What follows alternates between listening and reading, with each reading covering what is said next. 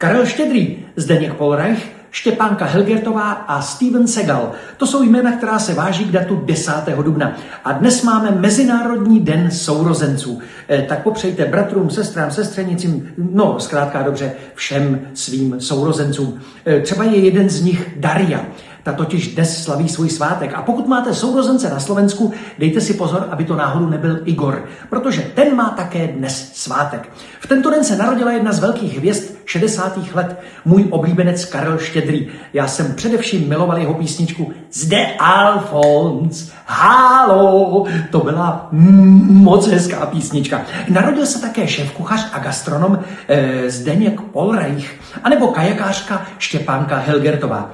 A k tomu mám osobní vzpomínku, když Štěpánka vyhrála své olympijské zlato a předávali se ceny sportovců roku, tak jsem jí zpíval jako Oldřich Nový do ouška jen pro ten dnešní den a tančil jsem s ní.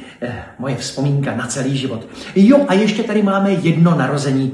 Steven Seagal, americký akční hrdina, ze kterého se v současnosti stala už tak trošku komická figurka. Podle titulu jednoho slavného filmu Je třeba zabít Seagala. No, dámy a pánové, pojďme ke slavné hudební události.